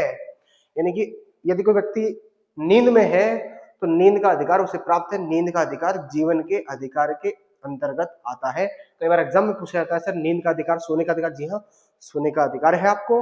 तो नींद का अधिकार किसके अंतर्गत आता है, जीवन के अधिकार के अंतर्गत, क्योंकि वो आपकी व्यक्तिगत स्वतंत्रता का मामला है, व्यक्तिगत स्वतंत्रता का मैटर है।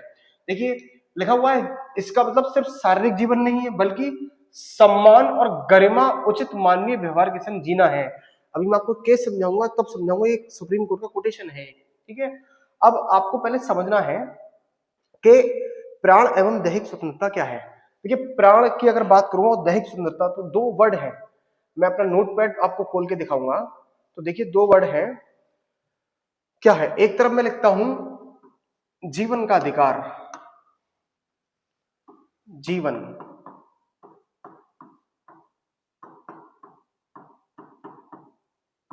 जीवन का अधिकार, और एक तरफ हम लिखते हैं दैहिक स्वतंत्रता। अगर आर्टिकल हम 21 देखेंगे तो प्राण एवं दैहिक स्वतंत्रता, प्राण मतलब जीवन, प्राण एवं दैहिक। अब पहले अंतर समझिए क्या है इन दोनों में। देखिए जीवन के अधिकार में बहुत सारी चीजें आएंगी, जैसे पहली चीज शरीरों की, अपने शरीर के अंगों की रक्षा करना,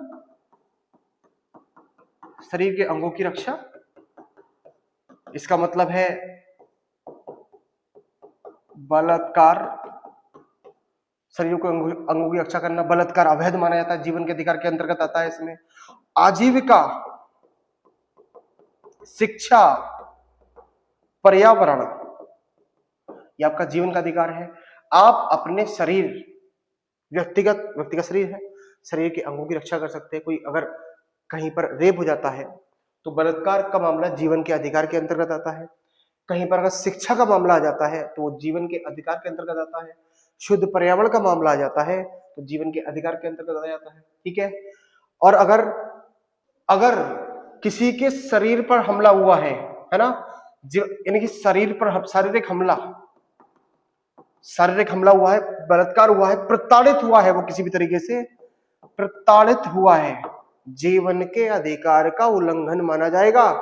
अगर किसी को प्रताड़ित किया जा रहा है ना, किसी से शरीर के अंगों पे हमला किया जा रहा है, शिक्षा उससे शिक्षा नहीं दी जा रही, उसे शुद्ध पर्यावरण नहीं दिया रहा, ये सब सारे जीवन के अधिकार के अंतर्गत आते हैं। अब हम देखिए दैहिक स्वतंत्रता क्या है, तो किसी को हिरासत में रखना, किसमें, हिरासत में। दैहिक का मतलब क्या है, किसी को हिरासत में रख लेना, जबरदस्ती हिरासत में रख लेना, दैहिक स्वतंत्रता के अंतर्गत आता है। देखिए प्राण और दैहिक स्वतंत्रता में अंतर है। तो प्राणों की जीवन का अधिकार इधर है, दैहिक स्वतंत्रता इधर है ना। हिरासत में किसी को रख लेना, नजरबंद कर लेना, दैहिक स्वतंत्रता है। अच्छा, विवाह संबंधी कोई मामला है, दैहिक स्वतंत्रता। तलाक संबंधी कोई मामला है, दैहिक स्वतंत्रता के अंतर्गत आता है। तो डिफरेंशिएट अगर हम करें तो दोनों में डिफरेंशिएट ये है, ठीक है। तो हम जो पढ़ रहे हैं जीवन का अधिकार, तो जीवन का अधिकार के अंतर्गत प्राणों की स्वतंत्रता भी है और दैहिक भी है, तो दोनों को हमने समझा। अब अगर किसी को हिरासत में रख लिया है तो उसकी देह पर आपने नियंत्रण कर लिया है, यानी कि दैहिक स्वतंत्रता उसकी छीन ली है, ठीक है। और निजता, निजी जीवन, अगर निजता का मामला है, निजता का मामला है या फिर निजी जीवन से संबंधित मामला है, बेटा दैहिक स्वतंत्रता में आएगा। तो अगर हम बात करें दैहिक स्वतंत्रता, पर्सनल लिबर्टी की बैठ रही है। अगर हम बात करें जीवन, राइट टू लाइफ, तो राइट टू लाइफ ये है ना। तो कई बार पूछा जाता है कि प्रताड़ित करना दैहिक स्वतंत्रता में आएगा या जीवन के अधिकार, जीवन के अधिकार में आएगा। जीवन के अधिकार का दायरा अलग है, दैहिक स्वतंत्रता का दायरा अलग है, ठीक है। तो ये दोनों बात आपको ध्यान में रखनी है। अब सवाल ये है, सवाल क्या लिखा हुआ है, जीवन छीना जाता है, मान लीजिए किसी व्यक्ति का जीवन छीना जाता है आर्टिकल 21 से, तो क्या प्रोसीजर है। देखिए 21 की जब भाषा आप पढ़ेंगे तो भाषा लिखी हुई है, किसी व्यक्ति का अगर जीवन छीनना है तो विधि द्वारा स्थापित प्रक्रिया से ही छीना जा सकता है। सवाल ये है कि सर जीवन का अधिकार है और अगर किसी का जीवन का अधिकार ही छीनना है तो क्या है उसका सिस्टम। तो बेटा लिखा हुआ है विधि द्वारा स्थापित प्रक्रिया।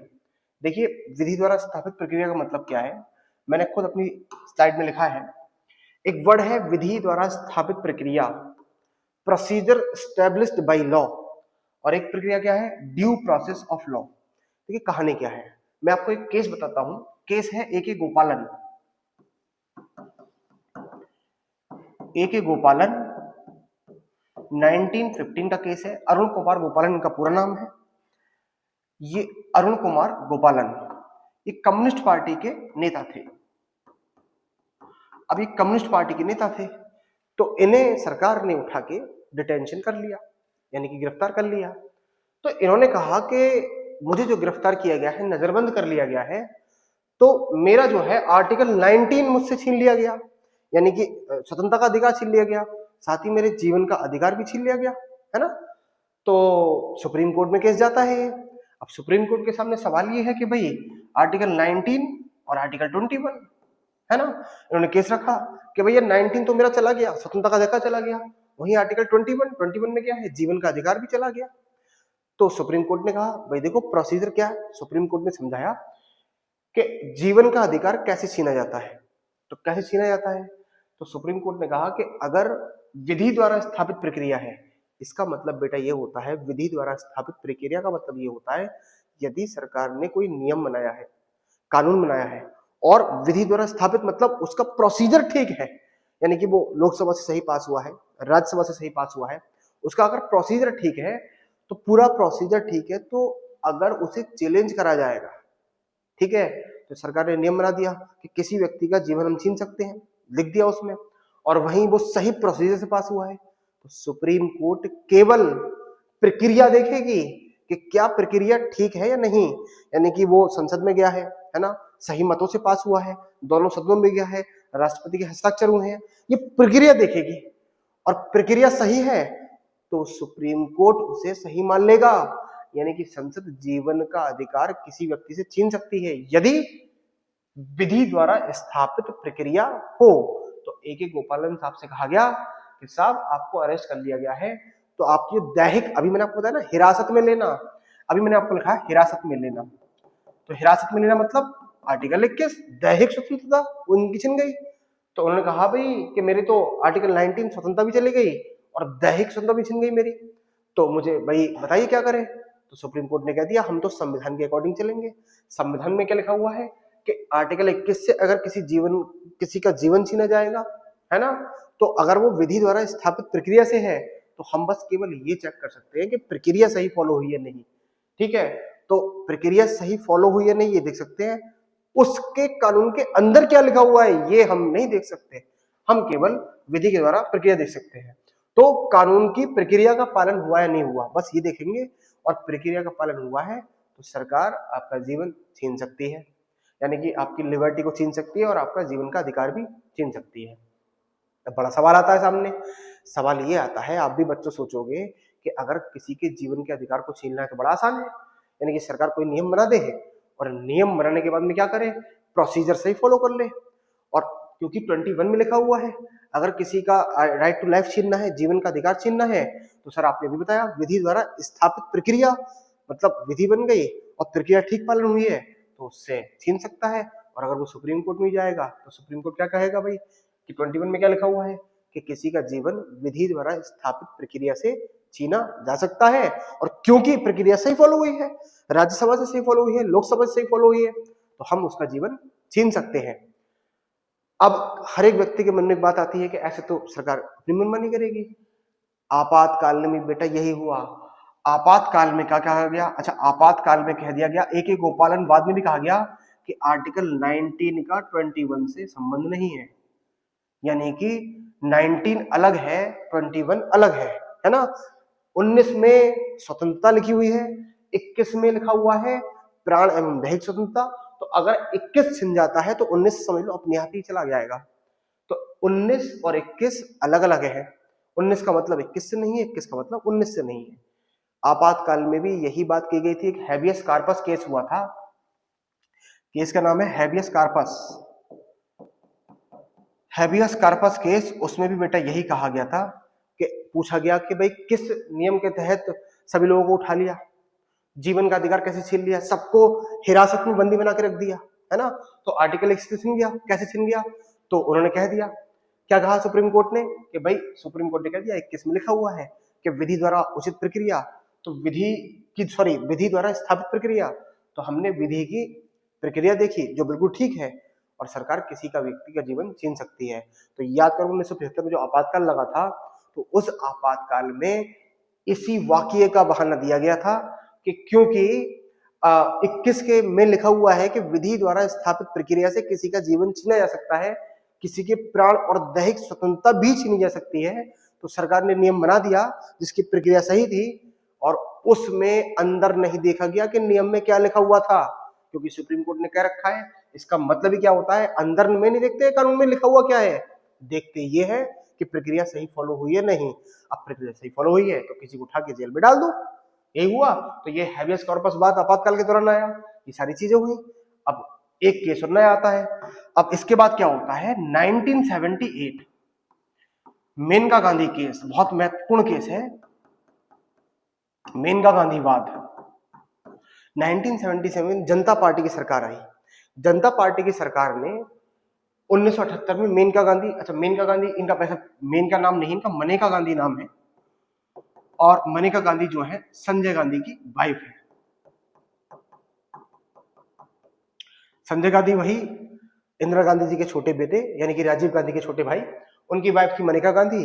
अब मनेका गांधी को एयरपोर्ट पर उनका पासपोर्ट ले लिया गया, उनके पासपोर्ट जब्त कर लिया गया। देखिए कहानी सुनिए क्या है। अभी मैं आपको एक एक गोपालन केस और मेनका गांधीवाद के दोनों का बताऊंगा क्या दोनों में संबंध है। तो मेनका गांधी का पासपोर्ट एयरपोर्ट पर से जब्त कर लिया गया। अब मेनका गांधी को विदेश जाना था, तो मेनका गांधी ने जो कोर्ट में चैलेंज किया वो इसलिए किया कि मुझे विदेश जाना है, और विदेश जाना है इसलिए मेरे पासपोर्ट जब्त कर लिया। ठीक, अब सुप्रीम कोर्ट ने इस केस में क्या कहा? तो जीवन के अधिकार को लेकर बात कर रही थी कि मुझे विदेश जाना था, जीवन के अधिकार का अंतर्गत मामला है मेरा, आर्टिकल 21 है मेरे पास में, मेरा पासपोर्ट जब्त कर लिया है। तब इस वाद में सुप्रीम कोर्ट ने कुछ महत्वपूर्ण निर्णय दिए। देखिए क्या कहा? मेनका गांधी वाद में सुप्रीम कोर्ट ने ए.के. गोपालन जो केस था, ए.के. गोपालन वाद के निर्णय को पलट दिया। अब निर्णय क्या देते हैं? इसका निर्णय पलट दिया। अब मेनका गांधी केस में क्या देते हैं निर्णय? सुप्रीम कोर्ट कहती है यदि किसी का जीवन छीनना है तो विधि द्वारा स्थापित प्रक्रिया से छीना जाता है, ठीक है, छीना जाता है। लेकिन सुप्रीम कोर्ट ने कहा कि देखिए भाई सुनिए, अब एक नया वर्ड कॉइन किया सुप्रीम कोर्ट ने जिसका नाम है कानून की उचित प्रक्रिया, due process of law. Due process of law. अब इसका मतलब क्या होता है? ये मेनका गांधी केस में सुप्रीम कोर्ट कह रहा है, सुप्रीम कोर्ट कह रहा है कि अब यदि किसी का जीवन छीना जाएगा तो विधि द्वारा स्थापित प्रक्रिया भली लग रही हो, अब पालन होगा कानून की उचित प्रक्रिया का भी। तो आप पूछेंगे सर अब ये क्या चीज आ गई, कानून की उचित प्रक्रिया क्या है? तो बेटा कानून की उचित प्रक्रिया मतलब ड्यू प्रोसेस लॉ का मतलब क्या है कि ये सुनिश्चित करेगा कि जो एक तो प्रोसीजर तो देखेगा सुप्रीम कोर्ट, क्योंकि प्रोसीजर एस्टेब्लिश बाय लॉ है। अब सुप्रीम कोर्ट सब्सटेंस भी चेक करेगा कि सरकार ने जो कानून बनाया है वो कानून तर्कसंगत है या अपनी मनमानी से बना दिया है, रीजनेबल है या फिर वो अपनी मनमानी से बना दिया है। ये बहुत इंपॉर्टेंट बात निकल के आई, यानी कि एक एक गोपालन बाद में सुप्रीम कोर्ट कह रहा है अगर जीवन का अधिकार छीनना है किसी का तो क्या करिएगा, केवल कानून की जो स्थापित प्रक्रिया है वो पालन होना चाहिए। हम उस कानून में अंदर क्या लिखा हुआ है उसका सब्सटेंस चेक नहीं कर सकते। मेनका गांधी केस में क्या कह रहा है सुप्रीम कोर्ट, अपने निर्णय को पलट रहा है और कह रहा है कि हम प्रोसीजर तो देखेंगे, साथ में ये भी देखेंगे कि सरकार ने उसके अंदर लिखा गया है, यानी कि उस लॉ का सब्सटेंस भी चेक करेंगे। और यदि उसका सब्सटेंस तर्क संगत नहीं होता है, निष्पक्ष न्याय संगत नहीं होता है, तब उसे अवैध कर दिया जाएगा। देखिए अपने आप में अंतर आ गया। यहीं पर सुप्रीम कोर्ट ने कहा प्राकृतिक न्याय, एक सुप्रीम कोर्ट ने बात कही, प्राकृतिक न्याय की बात रखी। यहीं पर सुप्रीम कोर्ट ने कहा कि प्रत्येक व्यक्ति को गरिमा पे सम्मान और गरिमा यानी कि उचित मानवीय व्यवहार के संग जीने का अधिकार है। इसी मामले में सुप्रीम कोर्ट ने कहा था मेनका गांधी वाले केस में। तो एक एक गोपालन जो केस आया उसका फैसला पलट दिया गया और सुप्रीम कोर्ट ने यह भी कहा आर्टिकल 19 और आर्टिकल 21 को हम एक तरीके से देख सकते हैं, मिला के देख सकते हैं। 19-21 से अलग नहीं हो सकता। किसी की अगर दैहिक स्वतंत्रता अगर छीन ली गई है तो अब कोई भी नियम बना के यूं ही नहीं छीन ली जाएगी, सरकार मनमानी नहीं करेगी। अब supreme court procedure establish by law के साथ में ड्यू प्रोसेस ऑफ लॉ भी देखेगा। इसका मतलब उस कानून का सब्सटेंस भी चेक करेगा। ठीक है, अपने आप में बड़ा बदलाव आ गया। जो अब तक के केस थे वो सारे के सारे चेंज हो गए, मतलब जो निर्णय थे वो सारे पलट गए। ये आर्टिकल 21 के अंतर्गत बताया गया है। ठीक है, अब ये दो केस बहुत पूछे जाते हैं, हैबेस कॉर्पस केस हो गया या फिर एक गोपालन केस हो गया या फिर मेनका गांधी बात 1978 का मामला हो गया। ये आपको ध्यान रखना है आर्टिकल 21 के अंतर्गत। वही मैंने आपको बता दिया कि अच्छा मेनका गांधी बात मैंने आपको 2078 बता दिया। अच्छा एक केस और लिखा हुआ है के.एस. पुट्टास्वामी वर्सेस भारत संघ 2017 केस है। तो बेटा पुट्टास्वामी विवाद में क्या हुआ था, तो पुट्टास्वामी विवाद में पुट्टास्वामी केस में जो 2017 का है उसमें होता है निजता का अधिकार। निजता का अधिकार ये मिला था आर्टिकल 21 को। एक और चीज इसमें जुड़ गई, निजता का अधिकार। किसी व्यक्ति का अपना निजी जीवन अलग होता है और उस निजी जीवन में कोई और हस्तक्षेप ना करे, इसलिए आर्टिकल 21 है। तो सुप्रीम कोर्ट कहती है प्रत्येक व्यक्ति को निजता का अधिकार है जो कि जीवन के अधिकार के अंतर्गत आता है। इसलिए पुट्टास्वामी केस में निजता का अधिकार को बढ़ाया गया और इसके बारे में बहुत सारी बातें कही गई। ठीक है, तो निजता का अधिकार भी किसके अंतर्गत आता है, जीवन के अधिकार के अंतर्गत आता है, जो कि पुट्टास्वामी केस में 2017 में भारत में आया था। ठीक, तो अगर 21 की बात करें तो हमने केस देख लिए, हमने ड्यू प्रोसेस ऑफ लॉ पढ़ लिया, हमने प्रोसीजर एस्टेब्लिश बाय लॉ पढ़ लिया और हमने देखा कि कैसे पहले procedure establish by law use किया जाता था, बाद में मेनका गांधी केस के बाद में due process of law use होने लगा। और हमने ये भी देख लिया कि जो और केसेस हुए हैं उनके बारे में भी हमने समझ लिया। तो आर्टिकल 21 जो कि प्राण और दैहिक स्वतंत्रता दोनों में आपको अंतर बता दिया मैंने। अच्छा निजी जीवन विवाह संबंधी जीवन है, किसी दो व्यक्तियों को शादी करनी है, विवाह करना है, तलाक करना है, वो सारे के सारे आर्टिकल 21 के ही संदर्भ में आते हैं। तो 21 का दायरा बहुत बड़ा है जो कि व्यक्ति के जीवन और व्यक्ति के निजी जीवन से भी संबंधित है। ठीक है, आगे बढ़ते हैं, आर्टिकल 22 समझते हैं। तो देखिए 22 में अगर बात करें, आर्टिकल 22 गिरफ्तारी के खिलाफ संरक्षण, मतलब गिरफ्तारी के खिलाफ संरक्षण में मतलब ये आएगा कि 22 में मतलब क्या है, यदि कोई आपको गिरफ्तार करने आ रहा है तो गिरफ्तारी के दौरान आपके पास कौन से अधिकार हैं जो मौलिक अधिकार भारत का संविधान आपको भाग 3 के अंतर्गत आर्टिकल 22 में प्रोवाइड करवाता है। तो क्या लिखा हुआ है 22 में, गिरफ्तारी के खिलाफ। तो पहले लिखा हुआ 22 का 1 क्लॉज 1। तो देखिए किसी व्यक्ति को जो गिरफ्तार किया गया है उसे गिरफ्तारी के कारणों से यथाशीघ्र अवगत कराया जाए, यानी कि पहले पॉइंट लिखा हुआ है आर्टिकल 22 के क्लॉज 1 में, यदि कोई गिरफ्तार किया गया है तो उसका कारण बताना होगा कि उसे गिरफ्तार क्यों किया गया है। ठीक है, और कारण वो बताएगा, कारण बताने का जानने का अधिकार, प्रत्येक व्यक्ति को कारण जानने का अधिकार है कि उसे गिरफ्तार क्यों किया जा रहा है। आर्टिकल 22 का क्लॉज 2 देखें, गिरफ्तारी के स्थान से मजिस्ट्रेट के न्यायालय तक यात्रा के लिए आवश्यक समय को छोड़कर ऐसी गिरफ्तारी से जो 24 घंटे के, अब बड़े इंपॉर्टेंट बात है, दूसरी बात दे रखी है कि जब आपको गिरफ्तार किया जाएगा तो पहले आप कारण जानेंगे, दूसरा यह है कि आप निकट 24 घंटे के अंदर अंदर आपको निकट के मजिस्ट्रेट के पास ले जाया जाएगा। यानी कि आपने क्या कृत्य किया है, क्या अपराध किया है, कोई पुलिस तय नहीं करेगी, मजिस्ट्रेट देखेगा। तो 24 घंटे के भीतर का एग्जाम पूछा जाता है। कितने घंटे के भीतर? 24 घंटे के भीतर निकट के मजिस्ट्रेट जिला न्यायालय में आपको, सत्र न्यायालय में आपको ले जाया जाएगा। ठीक है। अच्छा, इसमें यात्रा का समय नहीं होता इंक्लूड, यात्रा का समय इसमें लगता नहीं है। ठीक है। तो पहला 22 का क्लॉज 1 क्या है? कोई व्यक्ति अगर गिरफ्तार हुआ है तो उससे अपनी गिरफ्तारी जानने का कारण होगा, पहला। दूसरा क्या है? आर्टिकल 22 का क्लॉज 2 है। 22 क्लॉज 2 में यह है कि अगर कोई व्यक्ति गिरफ्तार हुआ है तो 24 घंटे के भीतर वो निकट के न्यायालय में मजिस्ट्रेट के सामने प्रस्तुत होना चाहिए। ठीक है। तो ये दोनों चीज दे रखी है। थर्ड दे रखा है कि अच्छा, इसमें एक बात और दे रखी है, वकील करने की। अगर कोई व्यक्ति गिरफ्तार हुआ है तो वो पहले कारण जानेगा, दूसरा अपनी पसंद का वकील कर सकता है। इसमें लिखा हुआ है विधि व्यवसायी से परामर्श और प्रतिनिधित्व करने का अधिकार। तो 21 की क्लॉज 1 में लिखा हुआ है वो अपनी मनपसंद का वकील भी कर सकता है, विधि से परामर्श ले सकता है। कोई विधि व्यवसाय यानी कि वकील है उससे परामर्श ले सकता है। ठीक है।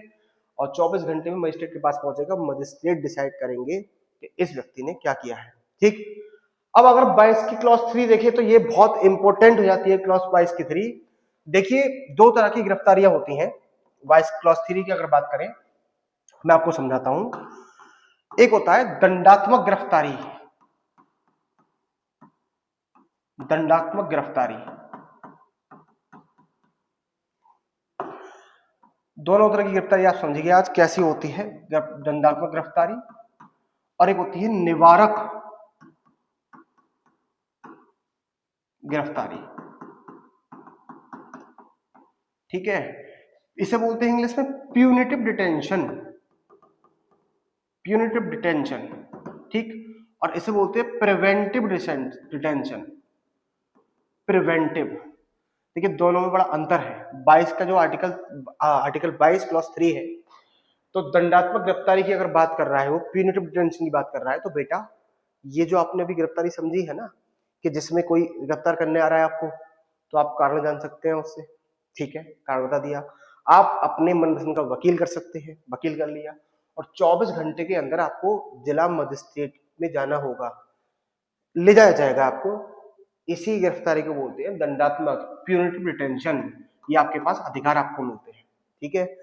लेकिन अगर निवारक गिरफ्तारी, अच्छा ये अपराध से पहले की है, ये आपको बड़ी ध्यान रखनी है। अपराध के बाद की, अपराध हो गया, अपराध के बाद क्या प्रक्रिया है वो दंडात्मक गिरफ्तारी में बताया गया है कि भाई पहले कारण जानूंगा मैं, क्या दिक्कत हो गई है, क्यों गिरफ्तार कर रहे हो। दूसरा, मैं वकील करूंगा, और वकील करने के बाद पास के निकट थाने में रहूंगा, लेकिन मजिस्ट्रेट के पास 24 घंटे के अंदर मुझे ले जाया जाएगा।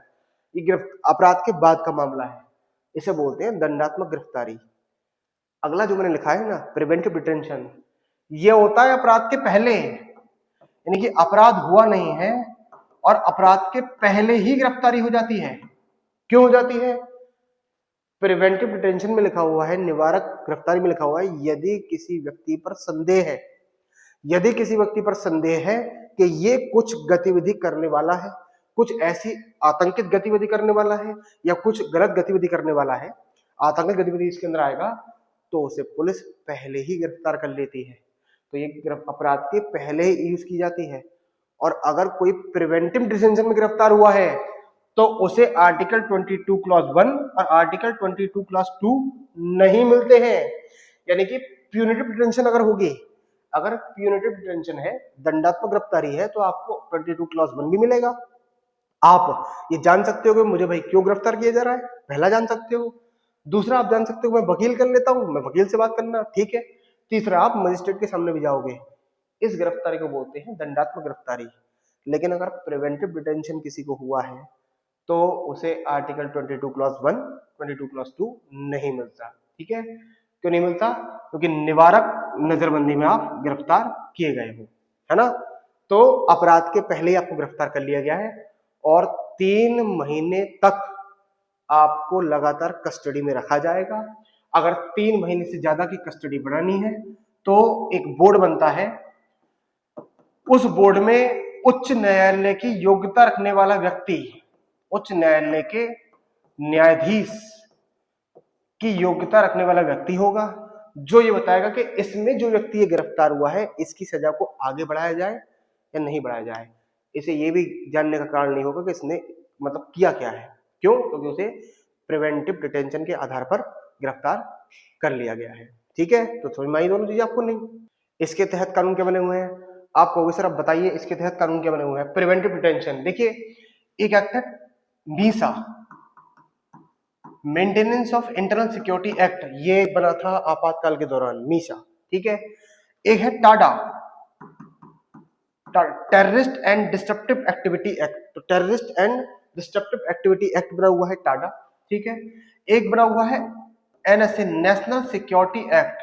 तो बेटा ये जितने एक्ट हैं अगर इस एक्ट के तहत गिरफ्तारी हो रही है तो वो कहलाएगी प्रिवेंटिव डिटेंशन, संदेह के आधार पर गिरफ्तारी, आप कुछ ऐसा करने वाले हो जिसके आधार पर गिरफ्तारी की गई है। ठीक है, ऐसी एक एक्ट है कॉफी पोसा,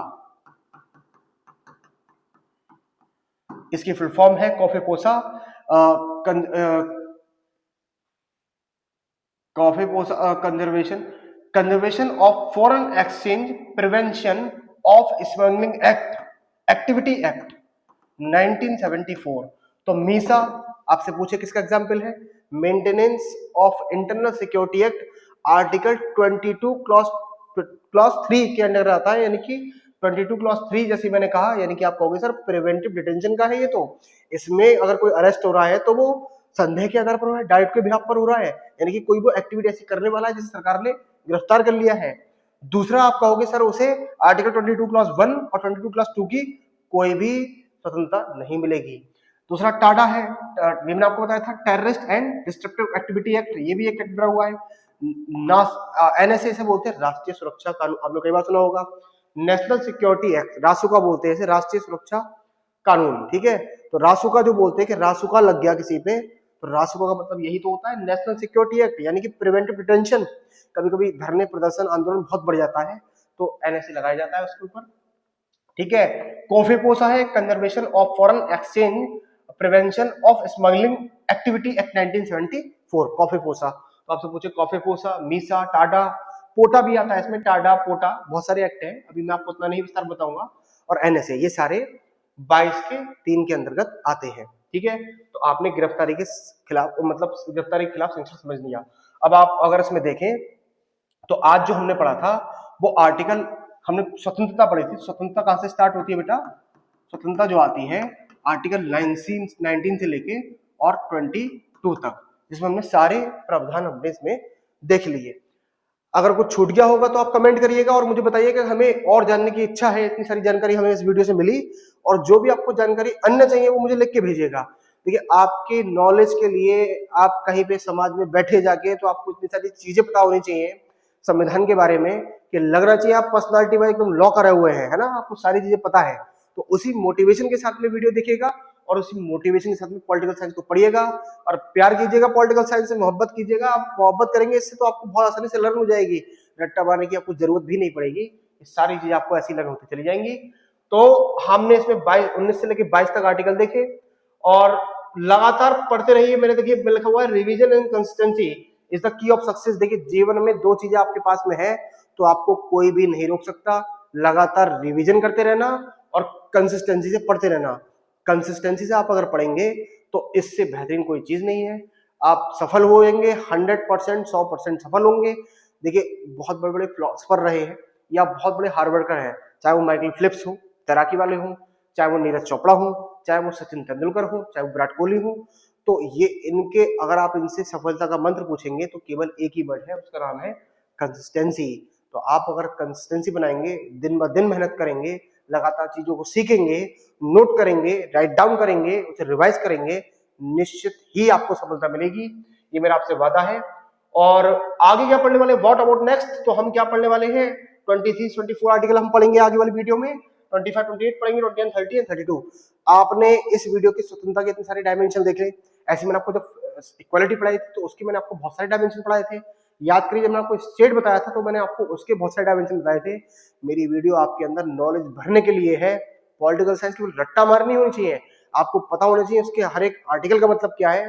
कोई आपसे पूछे तो आप लगातार उसका जवाब दो, प्रश्न में तो करके भी आओ, औरों को भी आप बताओ। तो हम आगे इसमें पढ़ेंगे, तो आप मुझे फॉलो करिएगा मेरे चैनल को, Divya Rudra coaching, Indian polity by me. और सिविल सर्विस एग्जाम हो, चाहे नेट का एग्जाम हो, चाहे कॉम्पिटेटिव एग्जाम हो, चाहे यूपीएससी का एग्जाम हो, उस सारे एग्जामों के लिए मेरी वीडियो आप देखते रहिएगा। और वीडियो को लाइक करें, बहुत ज्यादा प्यार दें आप लोग मुझे। आपका प्यार मेरा मोटिवेशन होता है। आपके प्यार से, आपके मोटिवेशन से मैं आता हूं और मेहनत करता हूं, वीडियो बनाता हूं और आपके लिए बहुत सारी चीजें लेके आता हूं, जो बहुत सारे वीडियो को, मतलब जितनी वीडियो को आप विस्तार से देखेंगे उतनी आपको लगातार चीजें मिलती जाएंगी। और आप मुस्कुराते रहिए, उत्साह से बने रहिए। युवा चेहरा होता है वो हमेशा खिला हुआ रहता है, तो हमेशा उत्साह अपने अंदर रखिएगा। और इसी के साथ आपके भविष्य की बहुत सारी शुभकामनाएं। बहुत धन्यवाद।